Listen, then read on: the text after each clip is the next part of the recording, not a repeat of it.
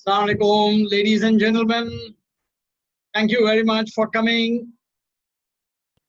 Walaikum Assalam. Yes, alaikum salam. Thank you. Walaikum Sir, Yes. it's Maimuna. And some very interesting thoughts. Yes, looking forward to have the conversation. It's I think we can have a lot to talk about. Thank you so much. Thank you. Thank you.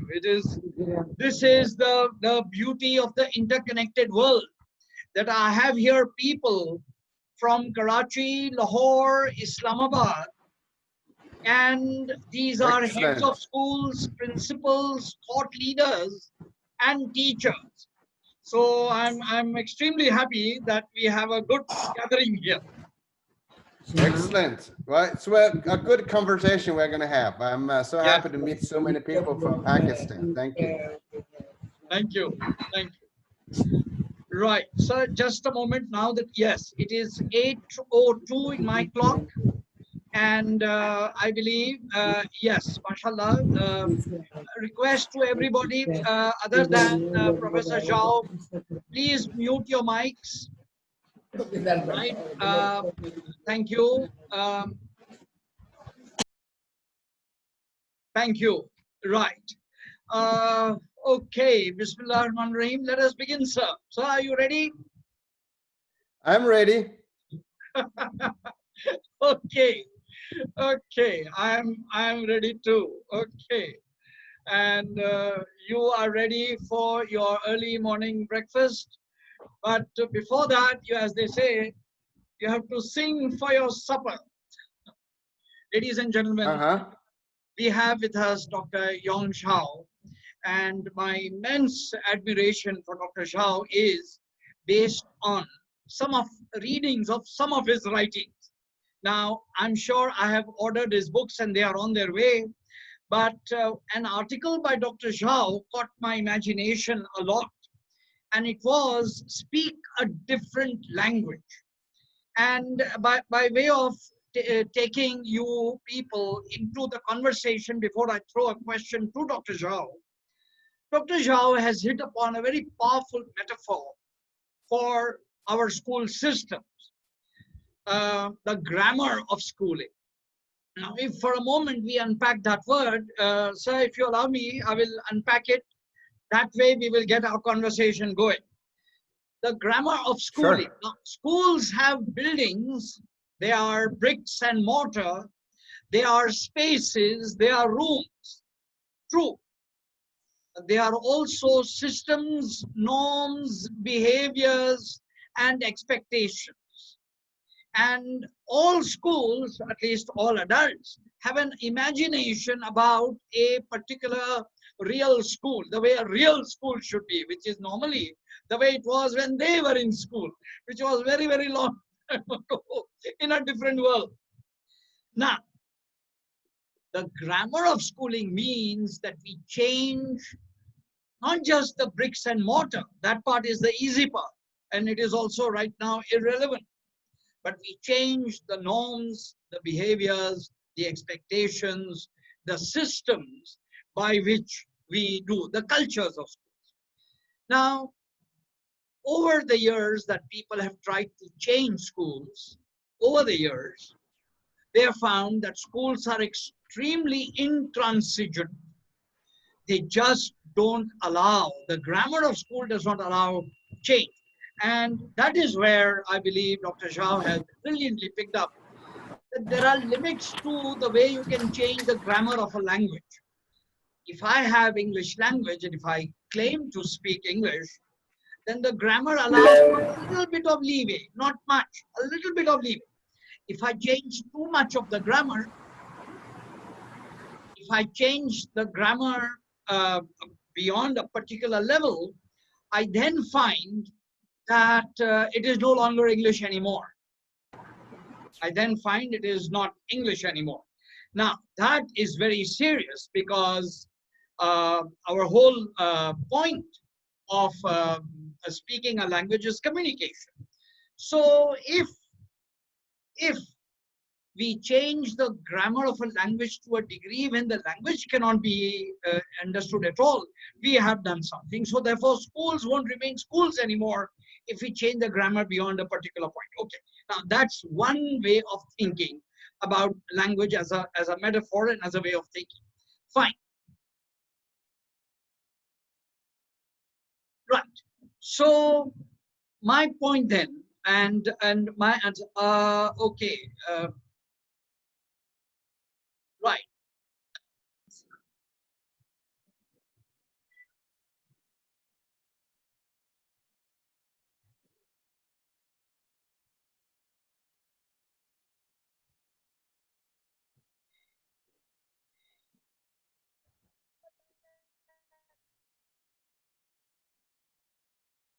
I noticed that there was an echo.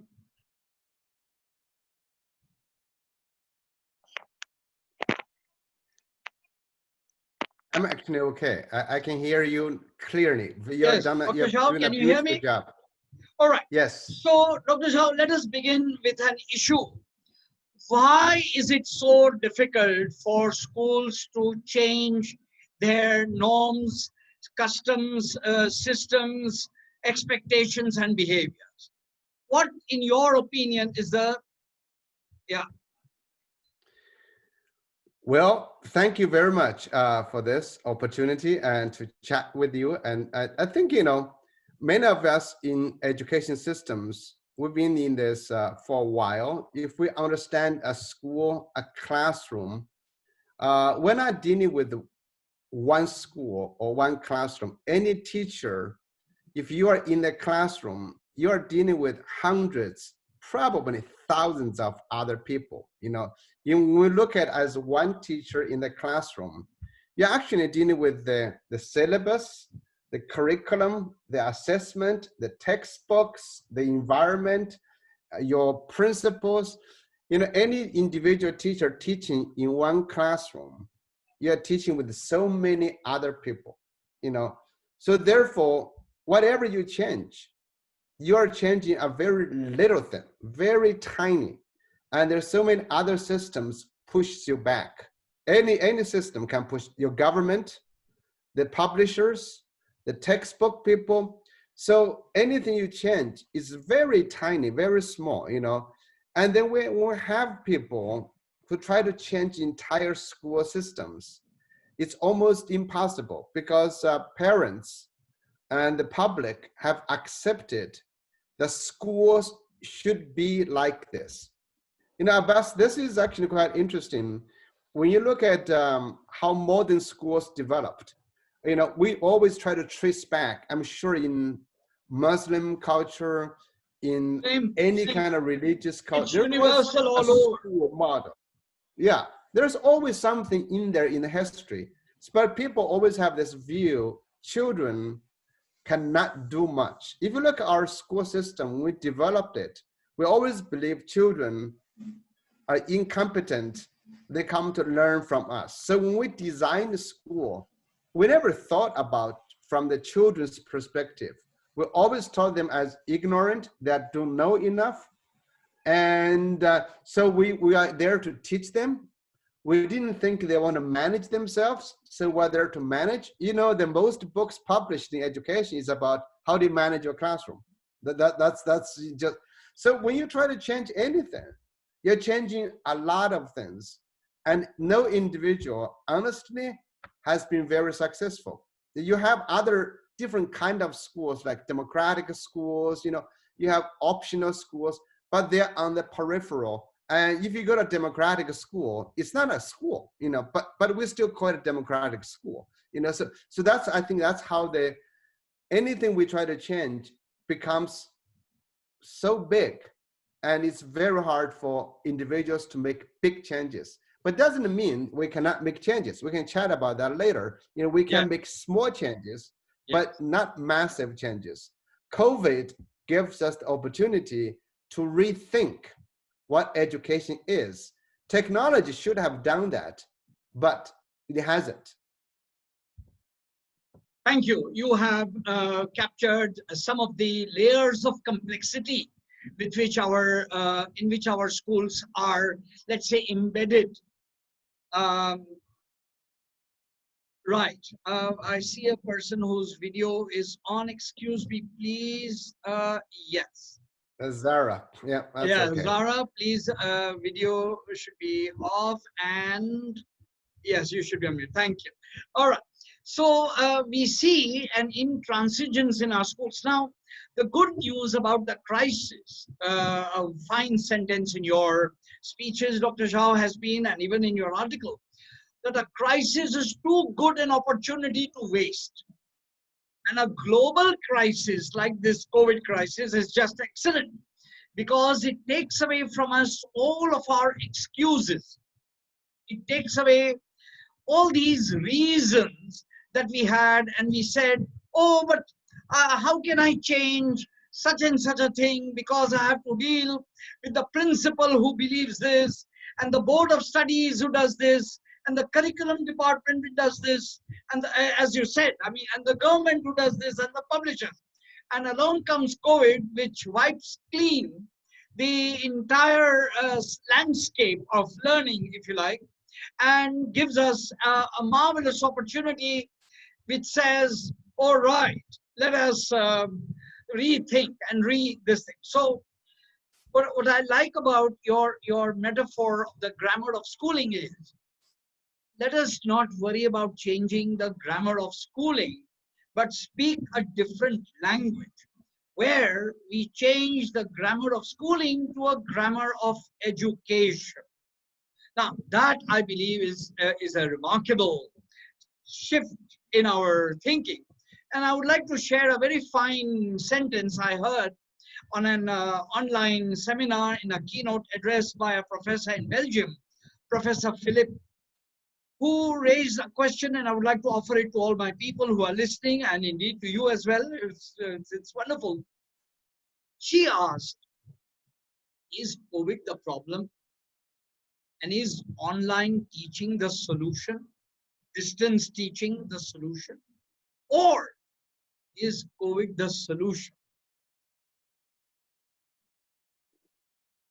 Now, you can immediately see that if we see COVID not as a problem, but as a solution, we have a very different way of being able to create the space for changing the grammar of schooling to a grammar of education.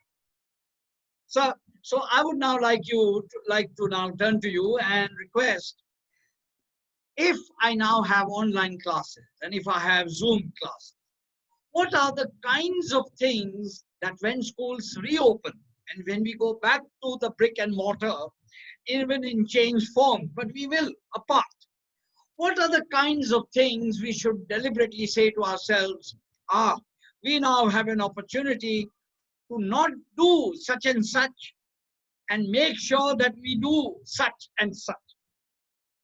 So, over to you. Thank you. Well, I think there are several things we need to think about. I would like to first of all think about today. Education has to definitely have a social responsibility. Wow. Every society, every government, every religion has its own views of what children should become when they are a member of a society. But that is a very small piece. That's a very small piece of life. So when we teach about person about, let's say, do you believe how the government works? Do you believe when you become a member of a society, the social responsibilities, the civics? That's one very small piece.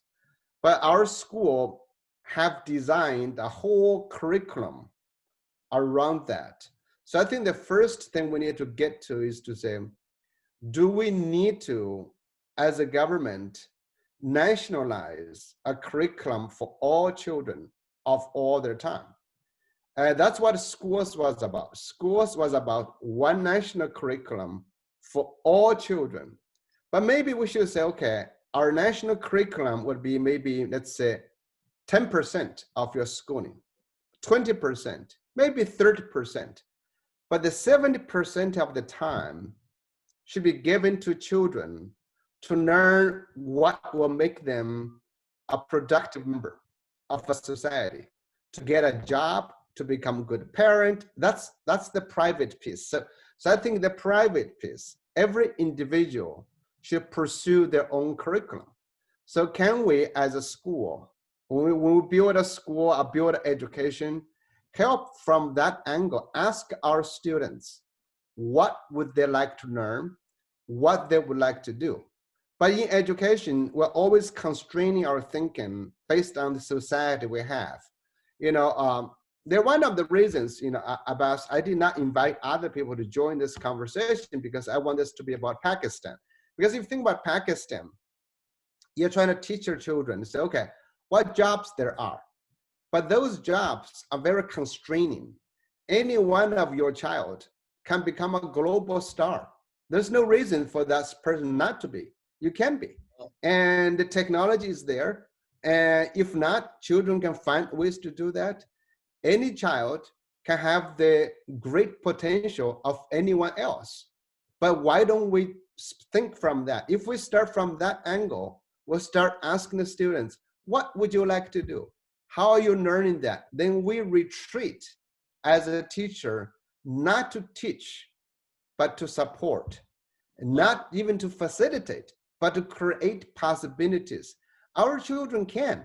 I'm sure, Abbas, you've seen this. If children can take course from Harvard, from Yale, from anywhere, they can do those things. The second point I want to say is that learning, has forced our children to be home different places. Learning in our traditional grammar of schooling has to be taught. When a child comes to school, if you didn't teach them, there's no learning. So that's why you are forcing teachers to teach 30, 40, 50, 60 children in one class for 45 to 50 minutes. And then that's considered learning. But that's not true. Maybe something common. But you don't have to teach. I'm really encouraging teachers not to teach, but encourage learning. Children can learn, and they are learning machines. Children are born learning machines. They are very young. I'm sure if you are a parent, when your child is born, that child wants to gain autonomy.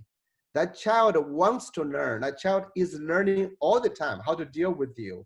So we need to think about learning should be owned by the child. The child decides what to learn, you support them, then negotiate with them. The child may have different dreams about the future, you support them. Do not teach. I'm really encouraging people, try not to teach a class like what we are doing now. Don't teach using Zoom to teach like this. Children have different pursuit. You may have the need for learning communities, but learning community is not as big as 40 or 50 or 60 people. They do smaller groups. Children may be able to stay home in their neighborhood, in their village, and then they come to learn. So they're learning reorganizing this in a very different way. And finally, you think about, again, designing learning from a student perspective. And maybe the student will, if we do not teach them, if we don't teach them 6 hours a day, 8 hours a day, they own the learning, they will organize on their own way. Schooling does not have to limit students' learning. I'm sure right now in Pakistan, in different areas, you will find child or children who are learning on their own, who are treating schools as something they have to go, then they're learning on their own, they're doing their own things. So I'm thinking this massive changes could happen, and education, not schooling, is about helping each individual person to learn, not about imposing everything on everybody. Wonderful.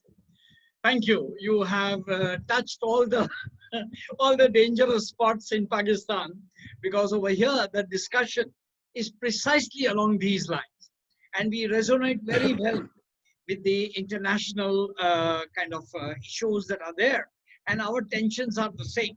Though there is an urban-rural divide in our country, and some of these issues are more for the urban part where connectivity is easier, computers are available, laptops are available, and though it is getting much better all elsewhere, some of our indigenous modes of learning are very much vibrant and available in our rural areas.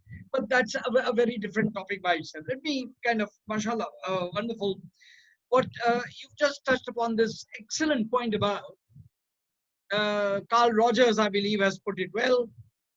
If only we taught less, children might learn some.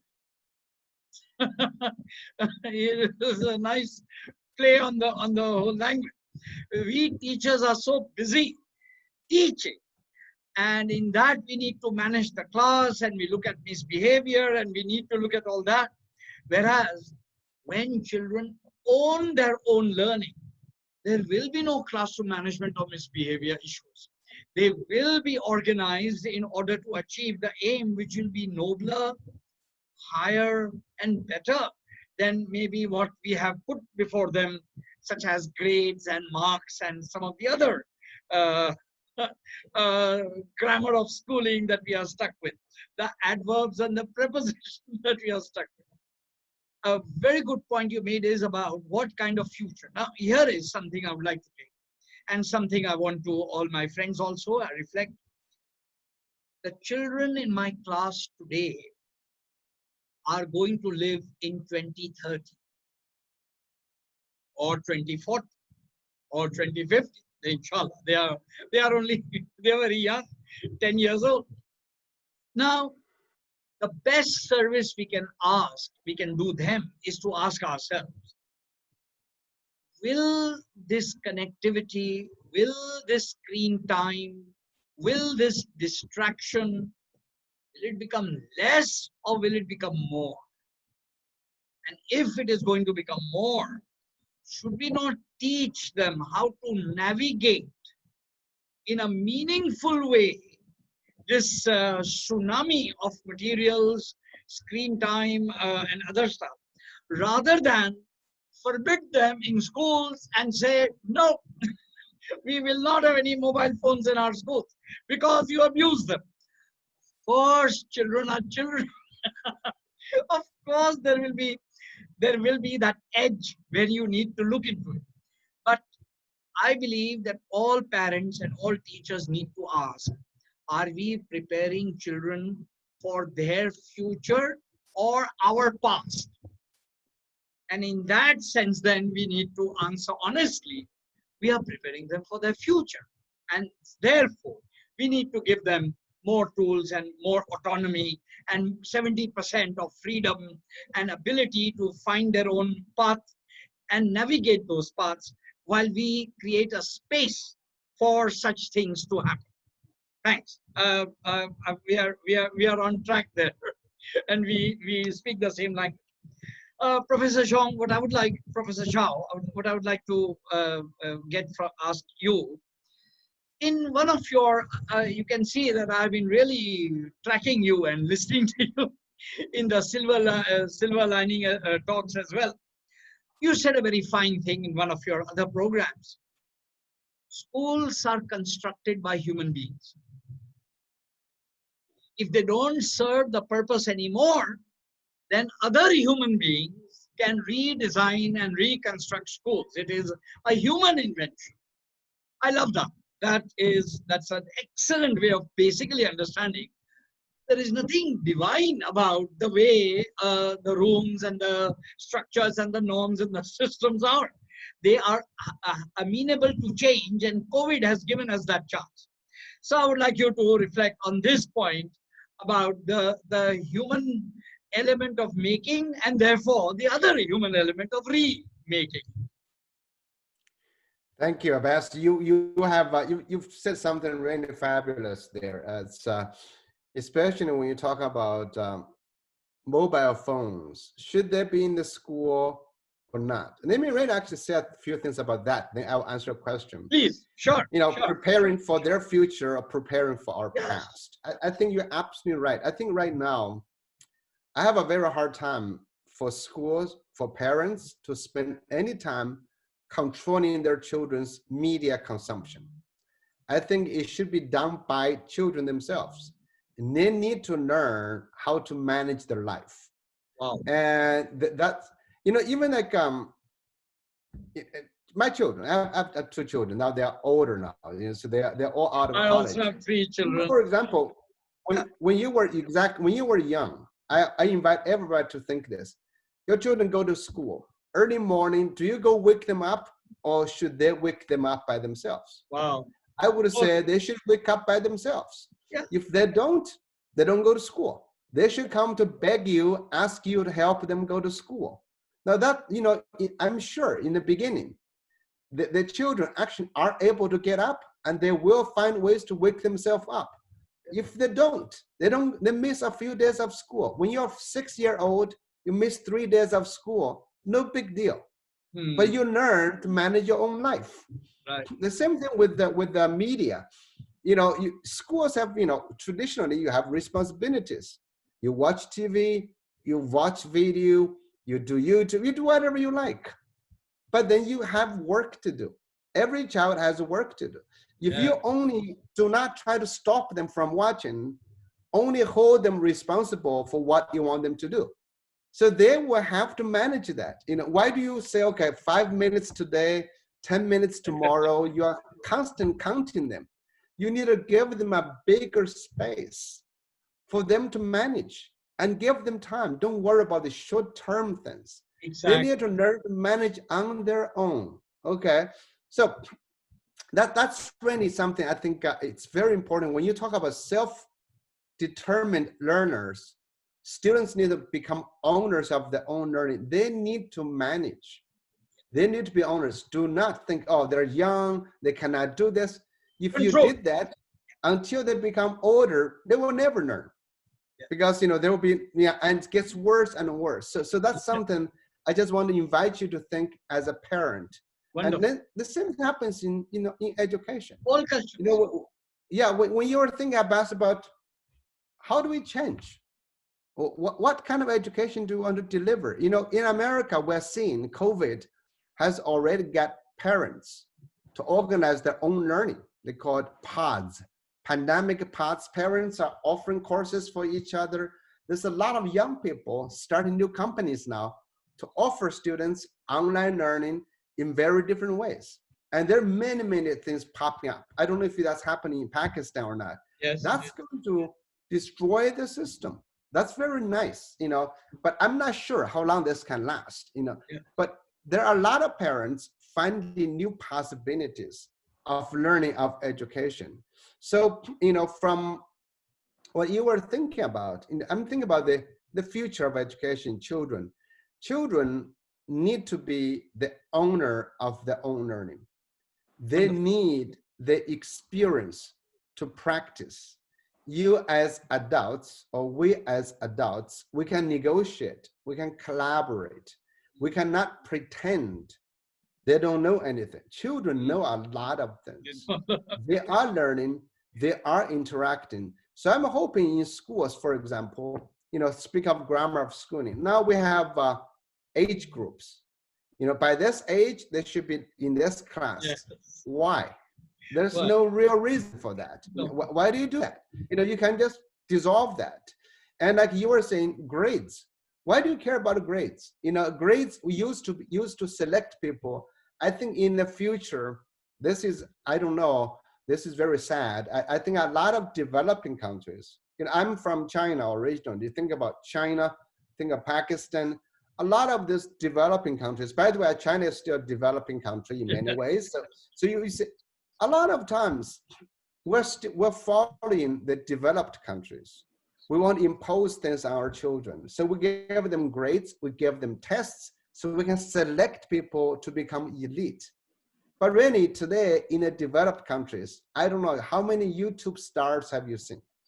If you've seen Greta Thunberg, you know, from Sweden, has changed massively globally. In the whole thing. Every child has that potential.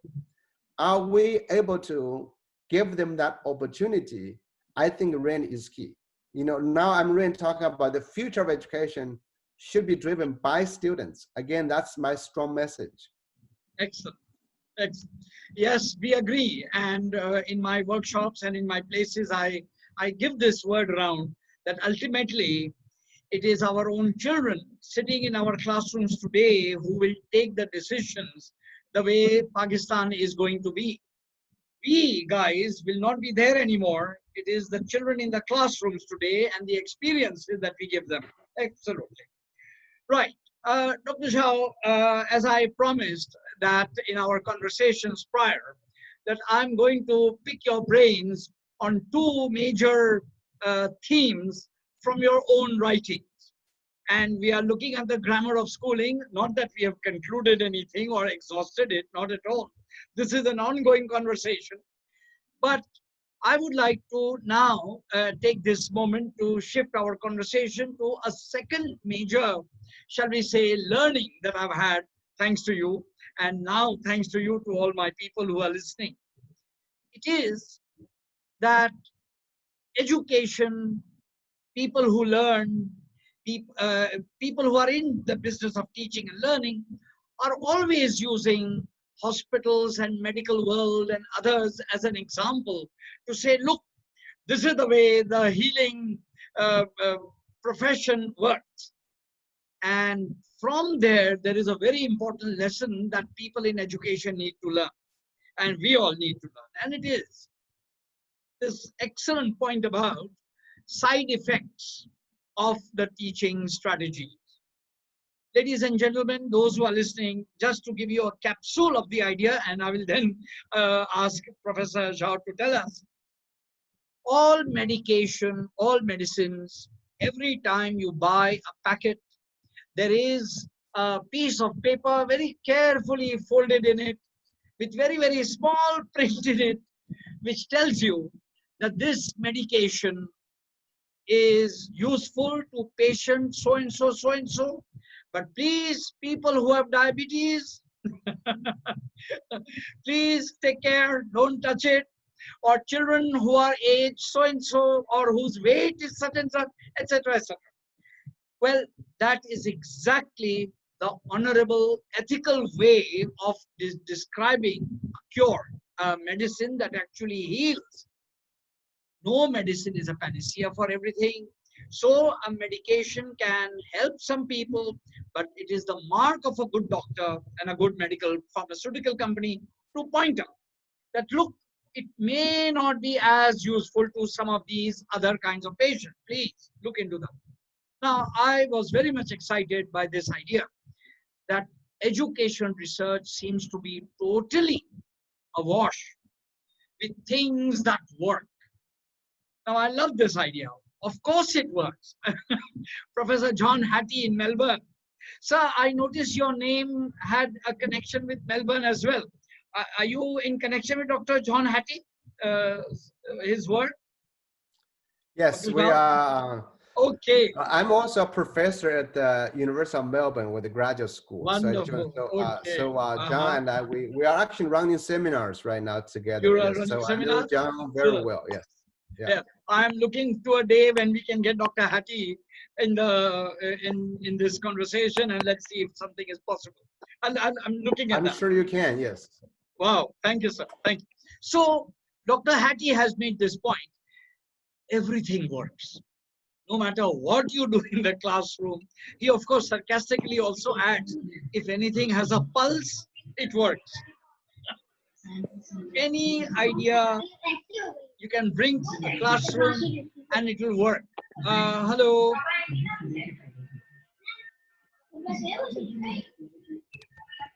Hello. Somebody's video is on. Please put it off. Hello. Good. Yes. Excuse me. Yes. Take it. Let me continue. So, Dr. Zhao has come upon a very powerful idea, and I love it, the way in which he is able to title his articles. So he's written a piece called "What Works May Hurt." What works may hurt. Parcel. Huh. Parcel. Somebody please put the video off. Excuse me, please put the video off. Excellent. We're good. Yes, are we okay? Yes. All right, fine. So what works may hurt. And that is precisely the point about how educational strategies and suggestions and ideas and other things should all be accompanied by a caveat, by something which says, look, such and such a thing will be achieved, but be careful, such and such learners will be disserved. Now, in Pakistan, one sad thing has been that our educational system has been has not delivered the kind of meaning and the kind of depth. A student of mine put it well, sir, our curriculum is like the food of Oliver Twist. the more the more he had, the more hungry he was. The curriculum was so thin and it was so mixed with gruel that it did not satisfy with the nutrition that he needed. And I thought that was a very good idea. So Dr. Zhao, your response then. What are the kinds of things in educational strategies that you would love that they came marked with contraindications? Thank you. That's a very good summary. And it's well of the idea. Basically, in education, we've been trying to do called evidence-based. We want to collect evidence. Yeah. If you, even with Zhang Hattie's work, visible learning, I've been also challenging Zhang. I said, okay, yeah, so yes, the evidence supports test scores. You've done very well, but does it support students' actual interest? So many of you may be aware of the international test, PISA. I'm sure Pakistan is part of that, PISA.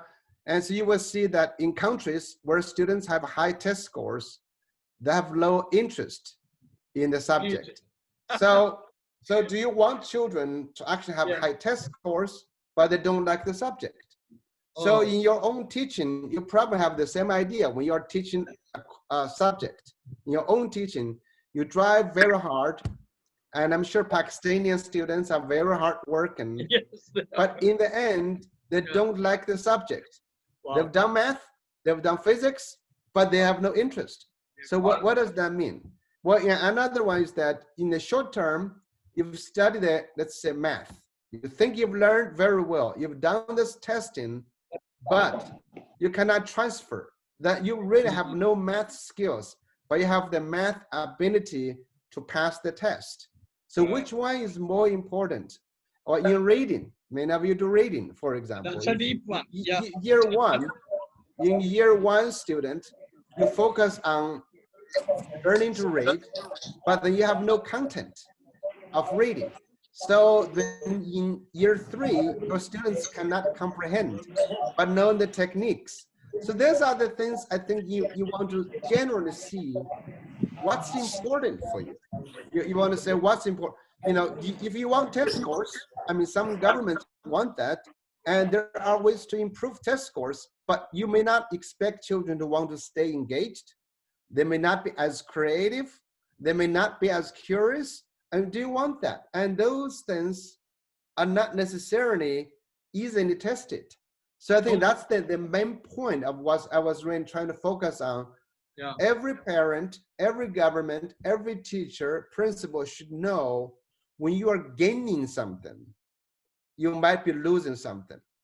Also, what's important is that the side effects also works for some students, but not other students.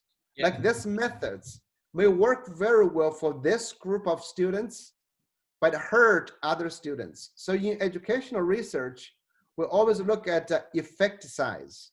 But effect size, unless it's a perfect correlation, you will have some students who have been hurt by your methods. So you think about your classroom, you can take care of maybe 1/3 of the students, but 2/3 are lost. So that's really the main idea. Excellent. Excellent. I now see that you have enriched the whole metaphor. Sir, what I would like to zoom in on, in your research, you have actually seen some strategies. And because I'm a literature person and a reading person, though I don't mind the maths and the physics as well, would you be able to share with us a particular strategy any particular reading or maths or physics, anything you like. I don't want to fix you on that. About which you said, here is a strategy that works, provided these conditions are there, but some children it will lose due to. So while you've given us this, I would like some examples of a strategy that should have come with this contraindication. Well, let's take direct instruction as the example. Okay. You know, Wonderful. direct instruction has been going on for over half a century. Yeah. And direct instruction versus inquiry-based or project-based learning. So you have two methods, right? Direct instruction is what's been traditionally done. It's just that you stand there, you deliver, students follow you, you do this. And there's a lot of research supporting direct instruction. Thousands of research studies to say direct instruction works better than children discovering, discover learning, which is very true. So let me get to a specific example. We have, there's a study out of University of California, Berkeley. So they have children, 4-year-old children. They show them a toy. So you can have a direct instruction condition to say, children, look at me. This is how you play with this toy. You have another condition to say, I found this toy, but I don't know how to play it. Let me see how we can play together. Yeah. So when you ask children, after you show them, you demonstrate, you go play. Find how many ways you can play with this, different ways, say how long you can produce, how curious you are. You can say the first condition, direct instruction, children don't play very long. They don't discover a lot of new ways of doing, but they can play with a toy as you instructed them very well, very fast. And then the second condition, the children are a lot more curious. They play with this much longer, they're more creative. So you see that, and then in the higher grades, in high school, you do direct instruction, then students can master the content very well, faster, but after a month, after 2 months, do they transfer, do they retain? They don't. So they have no deeper understanding. So again, it's gained. That's what actually it's called productive failures and unproductive success. So it's success, but it's unproductive. It's in the long run. But in education, in schools, many of you teach for short term. If you only assess students after 1 week, after 2 weeks, you will see direct instruction is very powerful, is very useful. But after a year, after 5 years, after 10 years, is it meaningful? So you need to think like that, to think hard on those issues. Does that help? Yes. You have now given some more material for us to chew on and to think about. That's precisely one of the lines Dr. John Hattie has taken. That very often, if children don't have a database of facts and materials to do think, I mean, there is thinking and there is thinking about. If I don't have the raw material of thinking, I won't be able to draw the connecting of the dots. I won't be able to draw the conclusions that I need. So very often teachers who are totally gung-ho on project-based and on inquiry learning, they forget that you can't just do inquiry on a blank slate of ignorance. You can do inquiry with some facts in place and then work out the conclusions from there. And that is something where the expertise of the teacher comes in. How do you create in the children an interest to do the research, go to the internet, get the websites, get the facts, put them together, and from there draw the conclusions and the thinking that they need to do. So that's why, while we think that project-based learning, inquiry-based learning has a deeper root in it, again, there is an age factor and subject another thing. I read this University of Berkeley study about the toys part, and indeed it is. But then again, that is the age group where it most fits. With the higher children, as you rightly said, we need another nuanced approach for this. Would you, sir, be able to elaborate something about the reading thing? Because one of the things, there are many strategies of reading, teaching reading, and as you rightly said, what is the use? What is the use of passing the reading test and not have a lifelong love affair with books? So if you are Well, able to do that, then so some response to that. well, this happens a lot. If you look at East Asian countries, we have very high test scores on the PISA reading scores, but children's interest, the people's interest in reading is very low. They don't read a lot. America has not done a lot of, hasn't done well in reading, but if you fly in America, I'm sure you've done that. You see a lot of people reading. That's a very good example, right? So that's every American, if you fly, people take a book or on Kindle, they're reading. But in China, no, they don't read. They go to airport, at train station, they're playing cards. You know, it's a, so that's a, you know, don't you think that's a good example of the, you know, that's just very simple thing. It's just, yeah. So that's what you were asking about. Another question I want to give example to say about what works. You know, every country has got the idea teachers need to be very good graduates from high school. So they work on, so every government is trying to recruit the best high school graduates to become the best teachers. So that means if teachers do well on those testing, they'll become better teachers. That's from PISA, but that's not true. That's right. So there was a study in Sweden, a 20-year study that followed all these teachers. They discovered some teachers with high test scores that work very well for high achieving students, but they are a disaster for low achieving students. Right. And then you have teachers who don't do well in taking tests, but they may be a football coach, a soccer coach, but they're very good at talking to people. So they serve another group of students very well. So in a school, you should have teachers of different abilities rather than having the same capacity. So that's the kind of things we need to think about in education. You know, instead of one type of people to serve one type of, you know, students, we should change that thinking. Wonderful. Right. Okay. Once again, what I'm very glad to hear is the open door to diversity. We need to have our classrooms where children are different age groups, different intelligences, different things.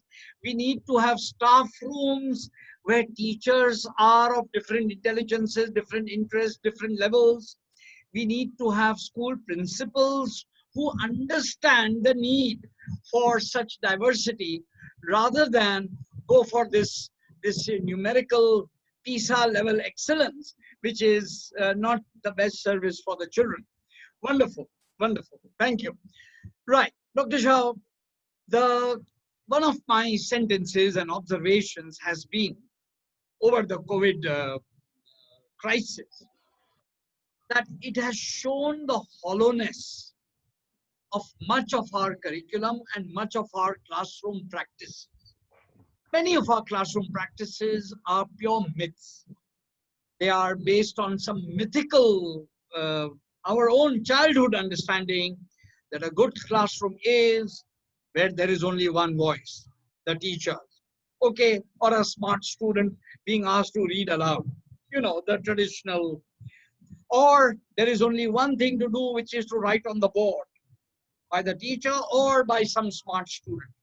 So right now, with these whole paraphernalia of outputs available, of platforms available, we now no longer have this necessity.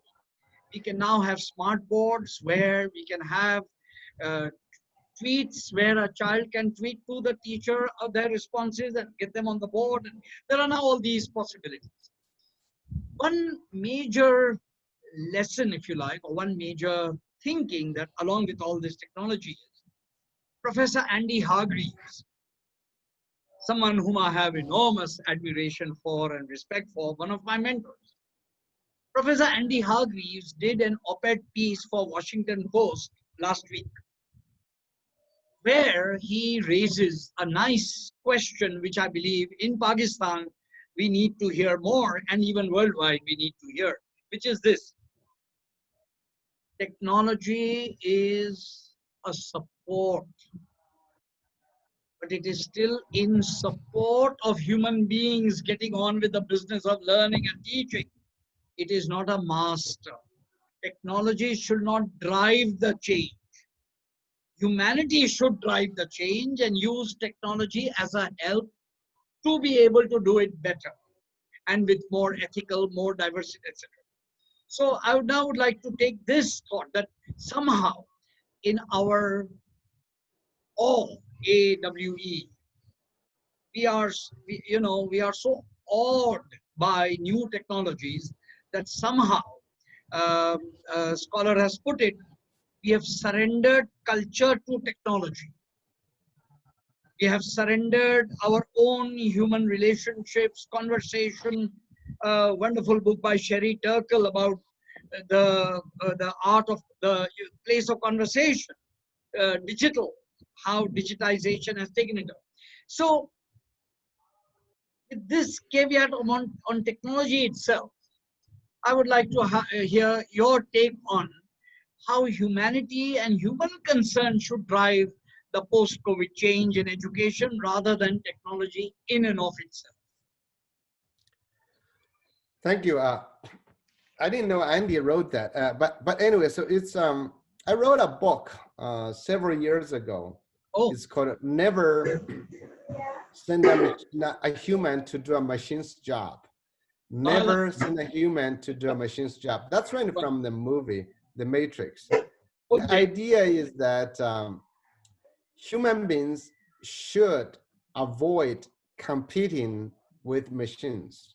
You know, technology was created for a purpose, to solve some problems. And in our field, in teaching and learning, education, there are a lot of things that machines can do that human beings cannot do. We should let them do those things. For example, what we're doing today, we cannot connect. So you have to use technology. Wonderful. And for scientific exploration of space, deep ocean, we cannot do that. We need technology. So we need, and then there's also things that human beings do it, but we don't like doing it, and it's a waste of time. We should let machines do that. Even like when in your class, you're giving tests to students. Most of the tests can be done by machines, can be scored by machines. You should let them do it. You know, you don't have to grade the homework for them. You want students to communicate, to teach, to tutor each other. That can be done by machines. Let them do that. So my view is that technology should be taking away a lot of things we don't want to do, we cannot do, and then what we human beings do to become more human. So I think Tim Cook, the Apple CEO, once said that he's not worried about machines becoming more human. He's more worried about human beings becoming more mechanical, you know, more. And in our teaching, in our education, we run into the danger of turning us into machines. I think that this is the biggest danger when you talk about our children graduating in 2030, 2035. And in fact, any meaning we have today from our conversation, it may impact kids in 2040. Yes. That's our biggest challenge for all human beings on Earth. 7 billion of us. How do we deal with machines? My view, again, is that don't become one. The best way to do is to not become your machine. So how not to become a machine? Goes back to all my original thinking. What makes us human beings human? First of all, we are unique. We are very different. Yes. So machines have to be, if you want to create a machine has to be many, many copies. Otherwise, it doesn't make sense. It's too expensive, you know, most of them. So we have to be unique. Machines can be very similar, okay? Second thing, the social emotional. What we have here today, machines don't do that. We are. Third of all, machines are problem solvers. They solve problems. Human beings are problem identifiers. We identify problem, we can make machines do that. So there are many other things I can go on, but we're running out of time. So that's why, but that's what I would like to give to you. Thank you. Thank you. Right. Dr. Zhao, it has been, we are down to the last 5 minutes, and it has been a most wonderful exchange, and we are extremely grateful for your generosity and your early morning pre-breakfast. Is it pre-breakfast or post? Are you going to have breakfast now? We're going to have some breakfast after this. Thank you. Ladies and gentlemen, Dr. Yong Zhao has been with us from Oregon, although the board behind it is University of Kansas, but then that's where he is professor. But sir, have you traveled to Oregon for like personally? Is this a campus there? University No, of I live in Oregon. Because I have jobs in Kansas and also jobs in Melbourne, but I like Oregon as a place. Thank you. Wow. Wonderful. Sir, we would very much like to have you with us in this country at some point. The days sure when, I will be, yes. when this all is over, and you will have, I assure you, in Pakistan, amongst educationists, a very fine fan club, thanks to this conversation, thanks to it being on YouTube, and we will certainly re-see it and learn and get the connections and things. We are very, very grateful, sir, for the insight and the wisdom that you have been with us. And we look forward to for better days and better times. And we hope that we are all able to serve our children well. A very fine thought said by someone. And I will then request a nugget of wisdom from you. Somebody said, maybe all that COVID has done is to teach us that the most precious thing that we can pay attention to is our children. So let us pay Thank attention. you. I love that. Well, thank you, Abbas. You've been a great leader with great thoughts. I appreciate working with you. This is beautiful. So I want to thank all of you for spending the time in the evening with me. Yes. There are several thoughts. You know, I want to say that. Number one, 100 years ago, really, 1919 was the big Spanish flu. And that's also World War I. Now we have this pandemic. We are in World War III, in a sense. Countries are fighting with each other. Countries are not liking each other. There's a lot of revolution on the ground. Many, many things happening. So this is very tough. COVID is going to deliver something that's going to last for a long time. How do we rebuild ourselves? And that building really has a lot to do with children. We can say nice things about that, but really we have to take action as educators. What we can do individually to create some space for some children. I'm hoping in 5 years, in 10 years, the world will be more peaceful. You know, we are actually going to go back to globalization. I look at the big political fights, you know, India, you know, Pakistan, India, China. Oh, look at what's happening now. Globally, we're not in a peaceful place. And we cannot do much about that, but our children can. So I'm really hoping education can help our children to become more peaceful, more prosperous. And that has to start with every one of us today. Yes. Thank you. Thank you very much, Dr. Zhao. there will be an opportunity for us to connect on email for people who wish to ask questions or at least share some of your writings or things with us.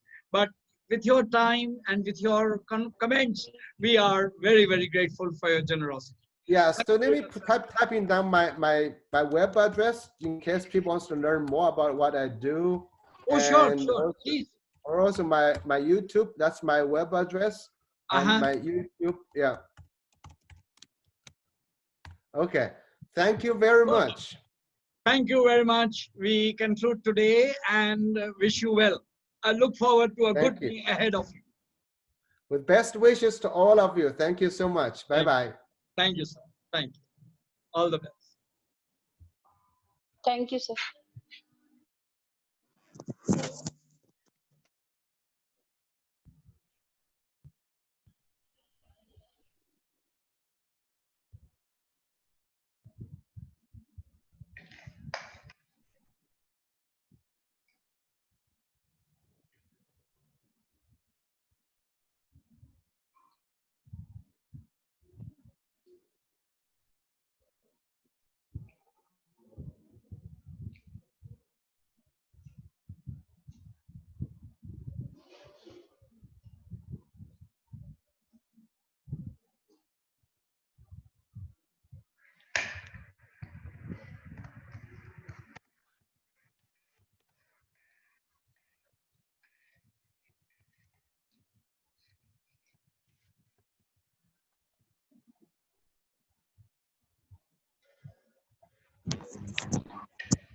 Assalamualaikum, sir. Thank you so much. अब हम लोग आपस में दो तीन hello hello कर सकते हैं if you like, but thank you very much. Yes, sir, for sure. Yeah. Let's see who's still there. एक अस्सलाम वालेकुम सर, अस्सलाम वालेकुम। हाँ भाई, अब सलाम का लोग बहुत सारे अजनबी लोग हैं। सर अजनबी हैं सर। ओए हुए लोग, आसिया इमरान हैं। Hello Asiya, how are you? जी सर, अल्हम्दुलिल्लाह। आप कैसे हैं sir? It's really being wonderful with both of you. Yes, जो हमारे सर हैं जिनका नाम I'm feeling difficulty in pronouncing the name. Yong Zhao. Yong Zhao. Okay. Sir आप कैसे हैं? खैरियत है सर? हाँ बिल्कुल। अच्छा, आज हमारे साथ कौन सा सवाल पूछना था पूछ ही लो। सर आज हमारे साथ तस्नीम भी हैं, Tasneem Najmuddin. Yes, I noticed. जी बिल्कुल। Welcome Tasneem. How are you? Are you still there? I think she's gone. Assalamualaikum, sir. Thank you so very much, sir. Yes, absolutely. Very interesting session there, sir. Yes, as always. I really love the last line that he said. Machines are problem solvers, but humans are problem identifiers. That was too powerful. Literally. I think that's great. देखिए जी, Exactly. I mean, हाँ. अगर ये दुनिया का रास्ता खुला और हमारे कुछ हालात कुछ और हमें सूझा कुछ, so I will be able to parade, kind of regale you with some of the finest thinkers on education alive today. Or I might be able to get Dr. Andy Hargreaves, one of my mentors, and oh my God, Inshallah, good in collaboration with Michael Fullan. और आगे हुआ इंशाल्लाह John Hattie से भी बात करेंगे, उनको भी लाएंगे। इंशाल्लाह ताला। इंशाल्लाह। वंडरफुल। राइट जी। हेलो, अस्सलाम वालेकुम। हाँ, वालेकुम सलाम।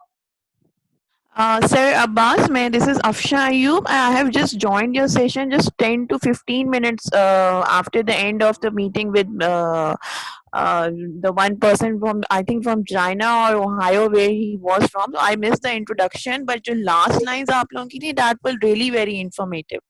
Where you have shared the Washington Post quote, and where that other person has also shared his point of view of what how machines are different from human beings, and Yes. how I think that human beings have the importance in this world. And what I think is that all the machines and all the digital tools that we have today in this world are a tool for an accessibility of our vision. It should not We should not be dependent on those machines to serve us.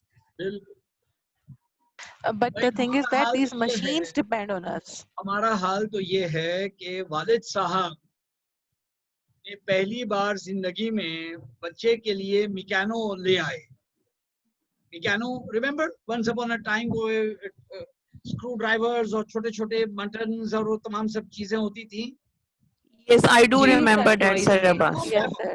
तो भाई हुआ ये कि वो अपने 7 साल बच्चे के लिए लाए लेकिन खुद ही इतने इंस्पायर्ड हो गए कि वो बच्चे को खेलने ही नहीं दिया कभी तो हमारा भी हाल कुछ ऐसा ही Right.